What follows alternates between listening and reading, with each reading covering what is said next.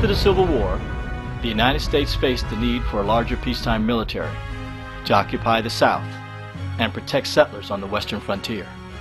In the summer of 1866, July 28th to be exact, the United States Congress passed legislation establishing a peacetime military. Before the legislation was passed, a hotly debated issue concerned the inclusion of African Americans in the regular Army. Some politicians made the then radical suggestion that the Army fully integrate African Americans into its ranks. Other politicians wanted the Army to remain white only. They eventually agreed to maintain the status quo and continue placing African American recruits in segregated units. A provision of the 1866 legislation created 6 regiments of African American troops, 4 infantry and 2 cavalry of approximately 1,000 men each. In August 1866, the Ninth and Tenth Cavalries were organized. The Ninth Cavalry was in Greenville, Louisiana, with most of the original recruits from nearby New Orleans, Louisiana, and Louisville, Kentucky. The Tenth Cavalry was at Fort Leavenworth, Kansas. Many of the recruits in both units were freed slaves from the North.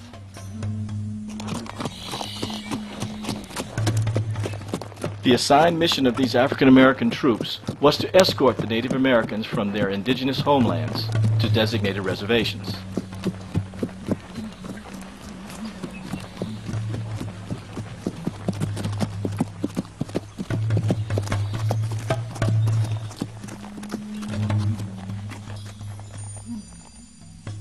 The nickname Buffalo Soldier was bestowed on the troops by the Native Americans as a testament to their valor in battle.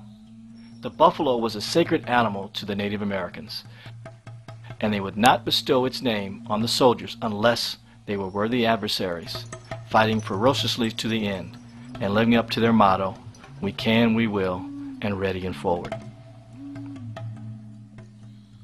The proud acceptance of the name Buffalo Soldier by the African American soldiers was a badge of honor and pride for the troops. The Buffalo Soldiers were sent to the Great Plains along the Rio Grande, New Mexico, Texas, Arizona, Colorado, and into the Dakotas. The duties of the 9th and 10th U.S. Cavalries included guarding the mail, escorting and guarding stagecoaches, cattle drives, railroad crews, and surveyors. They built roads and telegraph lines.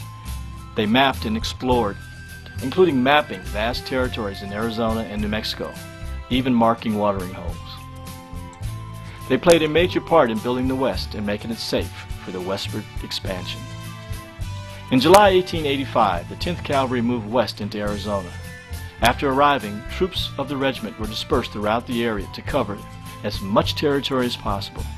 These troops were stationed at Whipple Barracks, Fort Grant, Fort Thomas, and Fort Apache. In 1913, the 10th Cavalry Buffalo Soldiers were sent to Fort Huachuca and remained there for almost 20 years. They joined General John J. Pershing in the 1916 expedition into Mexico, and during the World War I, they were assigned the mission of guarding the United States-Mexican border.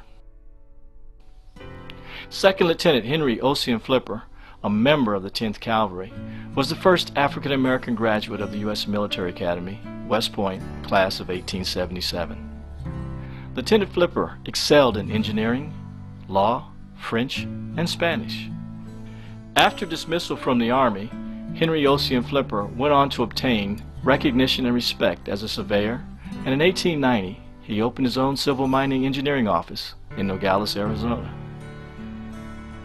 Joseph S. Flipper II, the grandnephew of Henry Ocean Flipper, has lived in Phoenix since 1945.